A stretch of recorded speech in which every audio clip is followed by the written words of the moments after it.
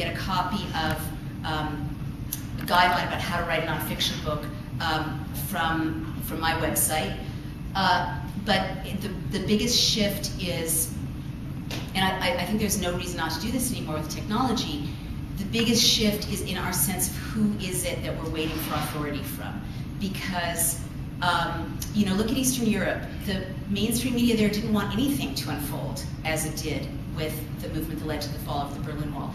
People informed each other. They made, you know, pamphlets. They made coded works of art. They communicated where the protest was going to be, you know, from one to the other without the technology that we have.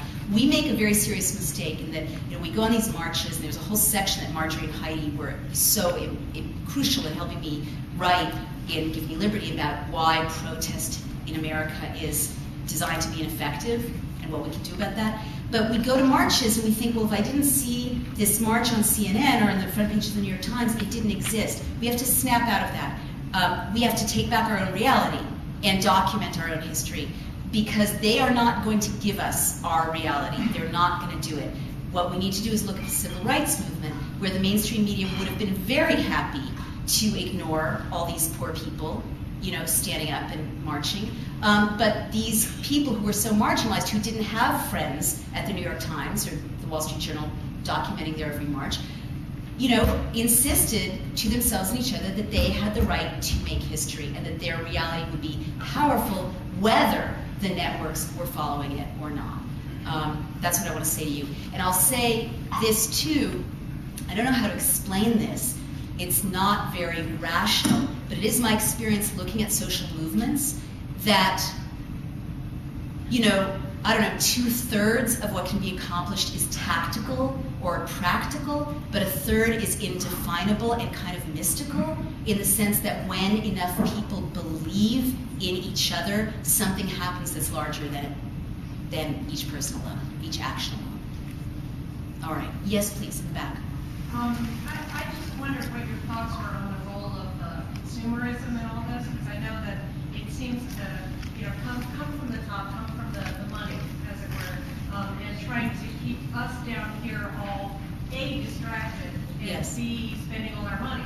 Yes. So that we can't then pull our power in. So I didn't know if that was something that you saw in a lot of these other societies at a lot of these other times that you were describing, A, and B, what can be done about that? Right. This is a great question too.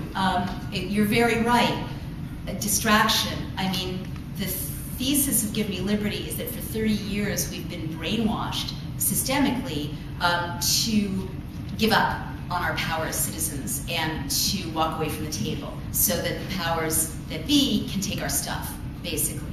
And one form that this brainwashing takes is the consumer culture, which really threatens nobody at the top.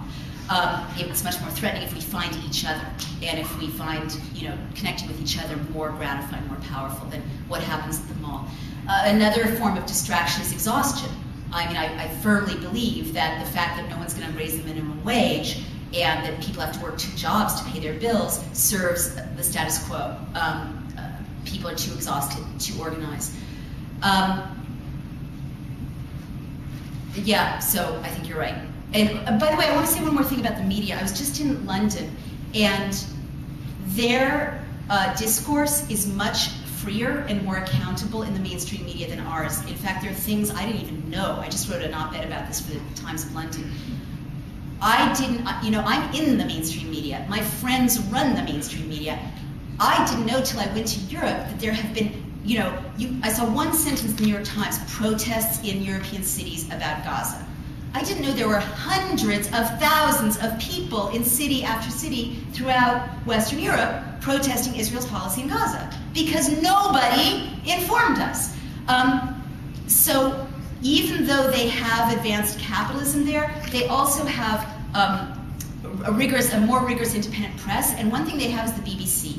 So one of the things I think we should push for is really strengthening the hand of the equivalent of the BBC, and also restoring the fairness doctrine, which kept corporate media from becoming so hegemonized.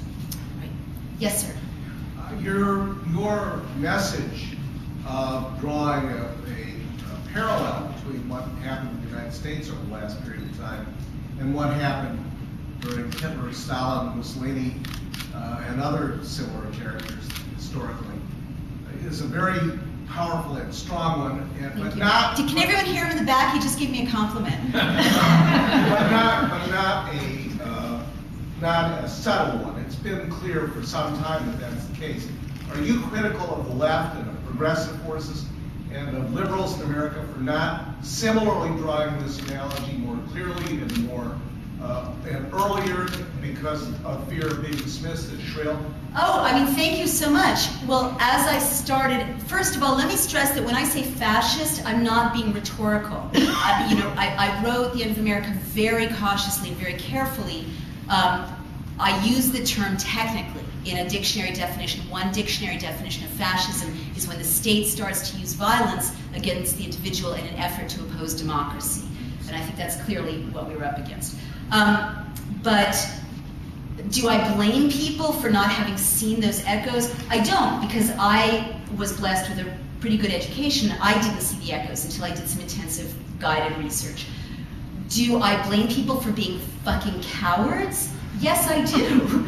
Yes, I do. As I started out, there are like 50 people I still respect in the United States, and probably 30 of them are in this room. I don't even know how to process the fact that I would be less annoyed right now if millions of people weren't coming out of the woodwork saying how great the Constitution is and how sucky it is that we are torturing and abusing people. I mean, not that that would be better for our country, but that the hypocrisy of this is so, like, hello, Fourth Estate. Hello, my fellow journalists. Where were you? Where now you're all, now you're reporting. 2 weeks ago, the New York Times was still using the phrase what many would describe as torture, as if it's ambiguous. You are lawyers and you know it's not ambiguous. It's torture. It's illegal. Now, yesterday, now that there's no career repercussions, they're saying torture. What changed? Their own personal, stupid self-interest changed. And that makes me crazy. And it's not even that most of the people who were silent about this were facing a gulag or were facing arrest. They were facing, a tougher career path, or not getting a perk, or not being in alignment with the direction the culture was going in. I'm appalled. I'm appalled. And yes, I wish more people were braver. But on the other hand, when I take a deep breath and have a glass of wine at some point and calm myself down, history also shows that in every period of descending darkness, there are 50 people. There are 50 people.